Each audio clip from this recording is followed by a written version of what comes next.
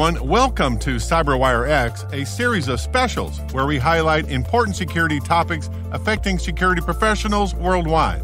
I'm Rick Howard, the Chief Security Officer, Chief Analyst, and Senior Fellow at the CyberWire. And in today's episode, we are talking about bot mitigation by undermining the attacker's ROI. A program note, each CyberWire-X special features two segments. In the first part, we'll hear from an industry expert on the topic at hand, and in the second part, we'll hear from our show's sponsor for their point of view. And since I brought it up, here's a word from today's sponsor, Casada.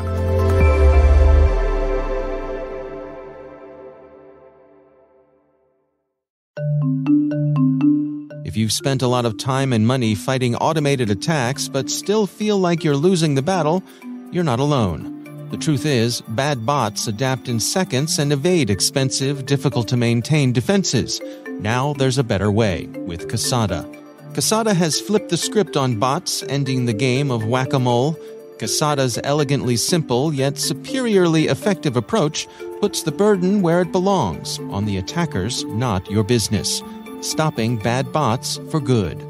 Casada takes just 30 minutes to deploy and shuts down malicious automation in real time with no manual setup, no annoying CAPTCHAs, and no complex rules to manage. Casada stops the bot attacks others can't. Start today with a free instant test at casada.io/cyberwire. That's kasada.io/cyberwire. And we thank Casada for sponsoring our show.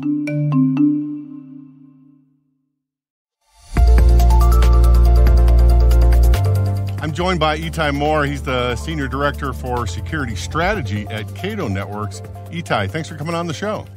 Thanks for having me. So today we're talking about removing the financial incentives that motivate cybercrime as a strategy to reduce the probability of material impact due to things like ransomware.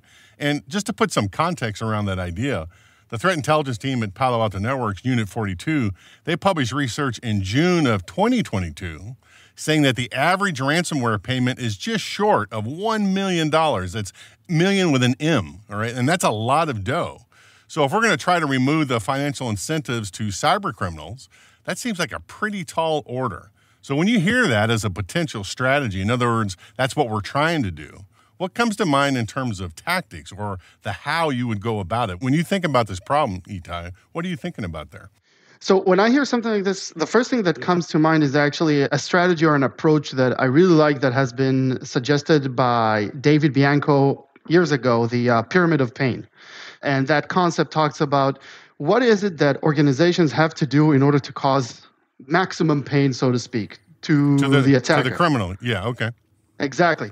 And it's like a pyramid. At the bottom, you have things like dealing with hash values and domain names and IPs. Not that there are bad things to deal with, right? Like if you want to put them on a deny list or on a watch list and so on.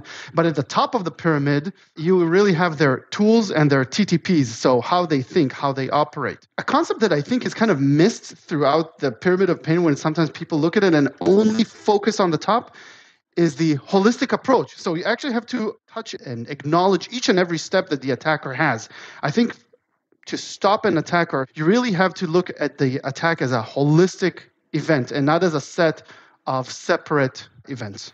Yeah, it's one of my pet peeves in the industry that for the longest time, security practitioners like us, we would focus on the eaches, the technical eaches. Let's prevent this exploit from happening by patching. Let's stop this piece of malware from happening. On and on, this bad IP address. And that doesn't seem to be enough and to stop the incentive from these ransomware people to make $1 million on whatever victim they're going after. Like you said, it has to be so painful to them that they decide to abandon it altogether and not even go for it. And what you're saying is it needs to be a much more comprehensive defensive posture designed for, like you said, specific adversaries. Is that what you're getting at?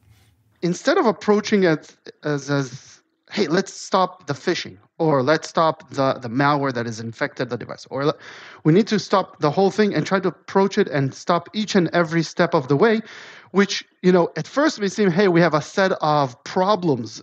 When you look at a ransomware attack, especially one of the visualizations that I really like is when you take these attacks and put them on the MITRE attack framework, and it becomes really obvious that there are multiple stages of all these attacks.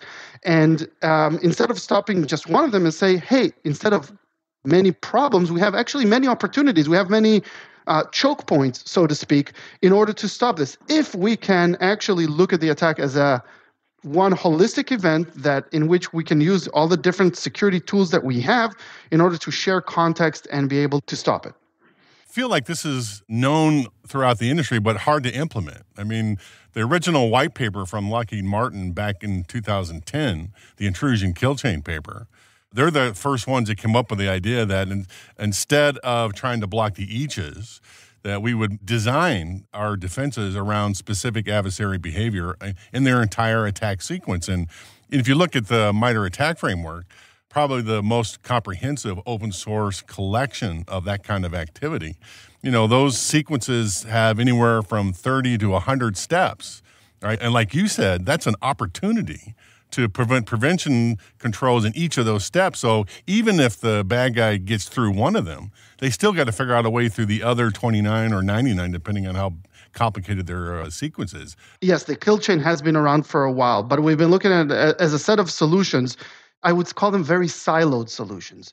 And I get it. I'm a security guy and I say, hey, just integrate everything and make everything share context and information. It's so easy. Why are we not doing that?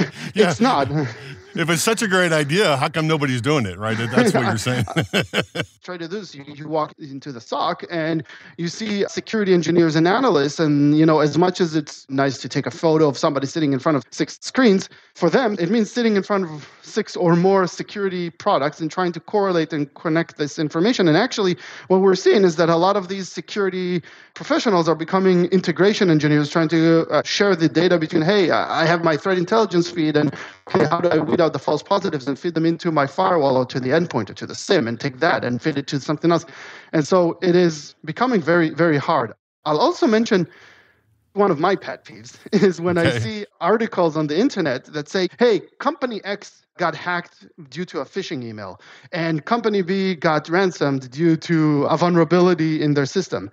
And that also is it's like trying to point to a single point of failure when actually when you have a breach and when you have a ransomware attack, you actually have a systematic collapse of all your security products and procedures, because it's never just the phishing was to get in, but then they had to do lateral movement and collect passwords and do this and that. And there's so many other steps. I totally agree with you there. That's one step out of the 30 or the 99 that the adversary had to do.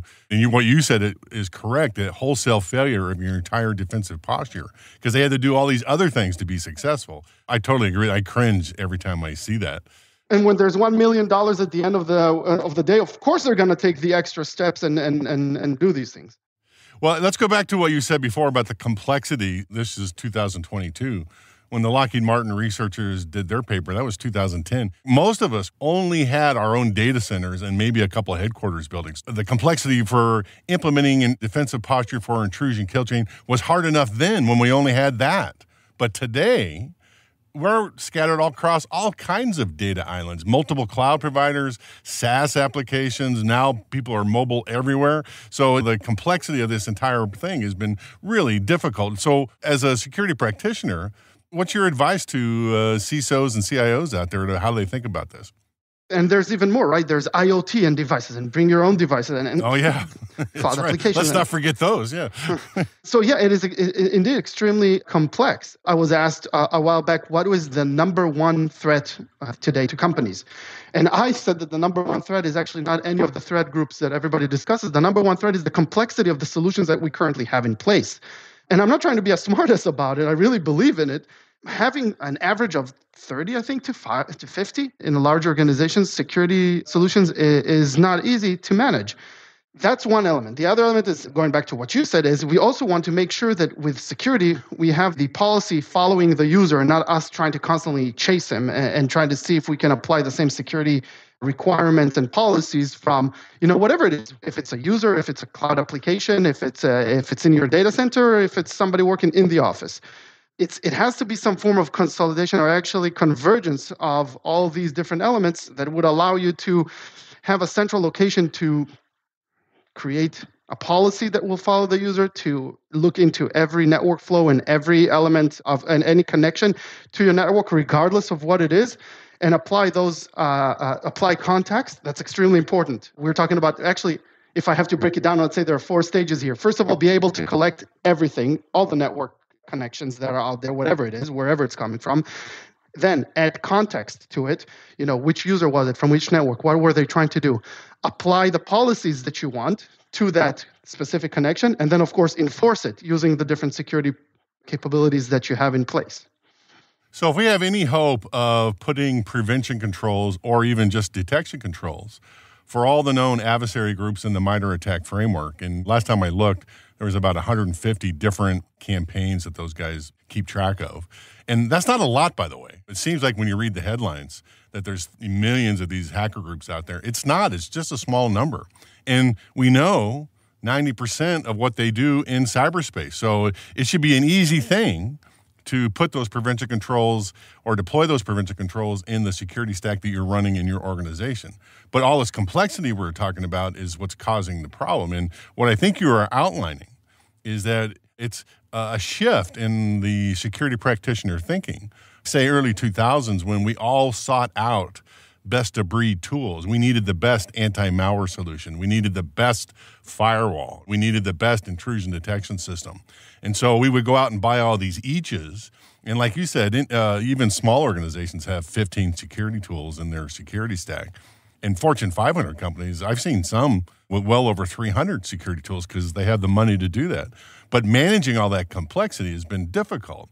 So the shift then is away from best-of-breed to tools that are good enough and are automatically orchestrated for you across all those data islands, right? We need one policy that says, here's the prevention controls for Panda Bear, and it deploys it to all the data islands that we have, the cloud providers, the mobile devices, the SaaS application, whatever it is.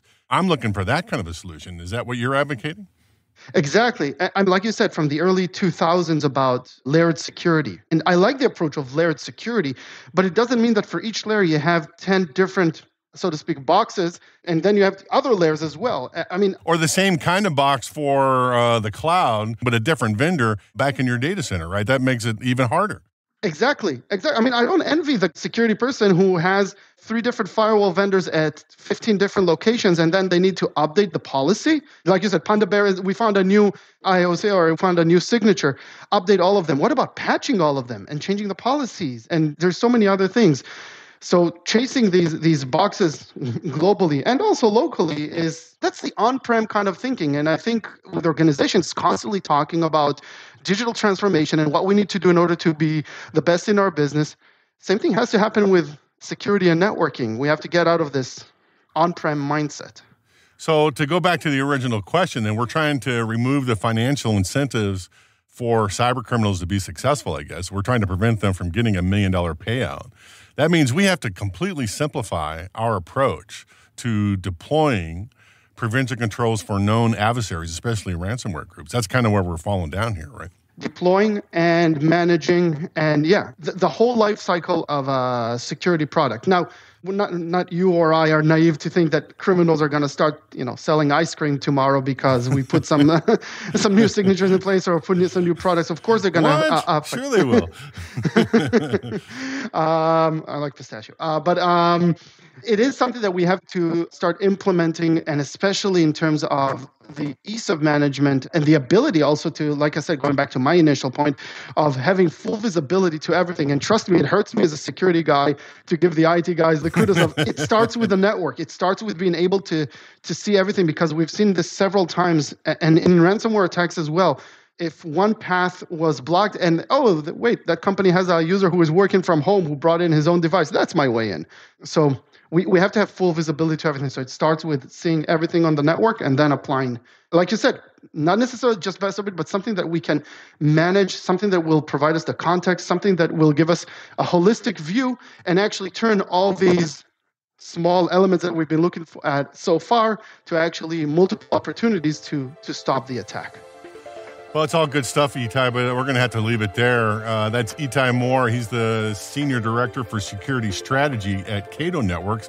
Itai, this is a fantastic conversation. Thanks for coming on the show.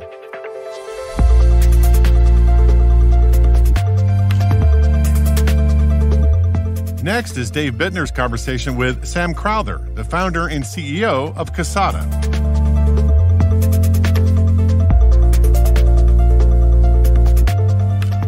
So today we're talking about a red teamer's perspective to demotivating attackers. I'd love to dig in and just start with some high-level stuff here. Can we sort of establish a ground-level baseline truth here? I mean, what are the things that motivate cyber criminals?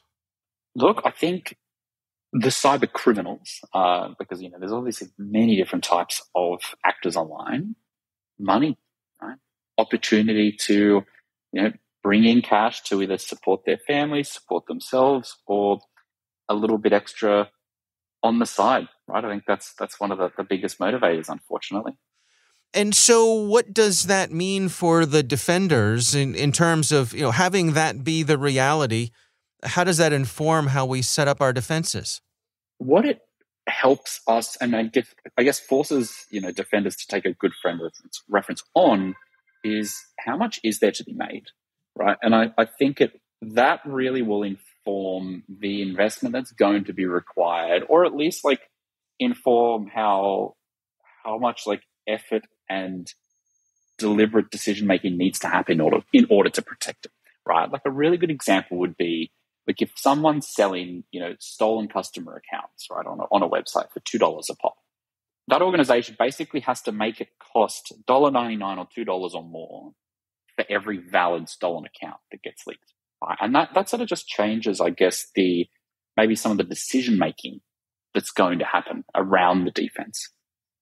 And how have we seen this play out? I mean, I'm thinking of things like ransomware that's become more focused over time, and we've gone from irregular phishing to spear phishing. It seems as though the loot that these folks are going after in many cases has gotten bigger.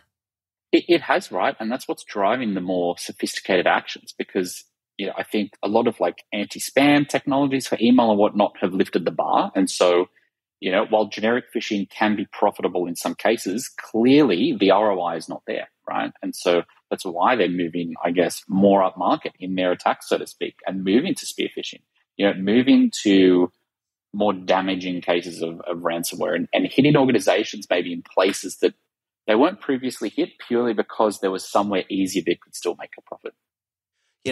There are some old sayings about this sort of thing. Obviously, we talk about low-hanging fruit. There's the other old chestnut about, if you and I are being chased by a bear, I don't have to outrun the bear. I just have to outrun you.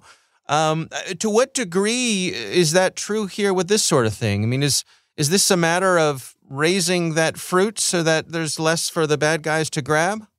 It definitely is, right. And unfortunately, there is absolutely an aspect of you don't need to outrun the bear, right? That is an unfortunate truth. And so understanding, where else they're going to go is critical. But that also, forces folk, and I think is a very good, conscious thought that needs to be had in discussion that needs to be had. Can they go elsewhere? Right? Because there will absolutely be cases where they can't, where you are the only one that has what they want. And, that's obviously a very different dynamic. But if that's the case, again, it needs to inform the way in which, you think about defending yourself moving forward. Well, let's explore that. I mean, what are some of the ways that people can make it so expensive for these bad actors that it's not worth their time? Well, this varies a lot, right, based on the problems that are being faced, right? And I'm obviously very familiar with the space that we operate in, which is really focused on automated tools being used to abuse websites, mobile apps, e-com platforms and whatnot. So a really good way to increase cost across the board, especially in the area that we operate in, is actually increase the skill that's required to take out an attack, right? Because it inherently narrows down the number of people that are going to be able to come after you, which means that, internal security folk can, dedicate their resources to the ones who are going to cause the damage, which sort of creates a nice little cycle of it makes it more expensive for those more sophisticated folk because there's more resources focused on them. And I suppose for your staff, it means they're not chasing around, they're not swatting at flies. Exactly, right? That's the less flies there are to swat at and the more, actual big juicy targets there are to focus on, the better it is for us as the defenders. Can you take us through how this works? I mean, what are some of the specific things that organizations like yours puts in place to slow these folks down? There's two real components to the way we think about this. One is skill, right? Because that's a great way to waste someone's time if they need to learn totally new things. They're likely to go elsewhere. And the other is actually compute cost, right? In a day and age where you can spin up a server for 15 cents an hour and launch some pretty devastating attacks, right? If we can actually make it cost more at the compute layer, right, that is a great way to disincentivize any sort of malicious behavior at scale, right? It really undermines that truly the ROI equation that they do. It's going to cost me X dollars to to crack N accounts, and I can sell them for Y dollars, right? And if that equation does not make sense, they just will not do it. Well, help me understand how that works. How do I increase their cost? Yeah, so what we've done specifically, and this was attempted in I think the early mid-90s for email, is we basically designed this concept of an asymmetric proof of work, right? So think of it as a math problem that's far more difficult to solve than it is for us to verify. And so what that lets us do is have a strong asymmetry in the amount of compute required in order to even attempt to launch attacks than it does for us to defend them. And so thinking like that is, okay, how can you asymmetrically increase the cost of the compute layer? Like proof of works are a very good way to do that. There also can be other ways, right? Like targeting connections. There's a plethora of different mechanisms that can be used, but being very strategic about them is very important because all of a sudden you can take someone's infrastructure cost from $20 to launch a significant attack to tens of thousands of dollars if they're not careful. And that is, the ultimate scenario. And how do you do that while simultaneously not increasing friction for the legitimate users? Yeah, so making sure that everything is done invisibly and at the compute layer is absolutely key, right? Because the reality is, bots and automated tools, when they're used to attack, are used because they can scale.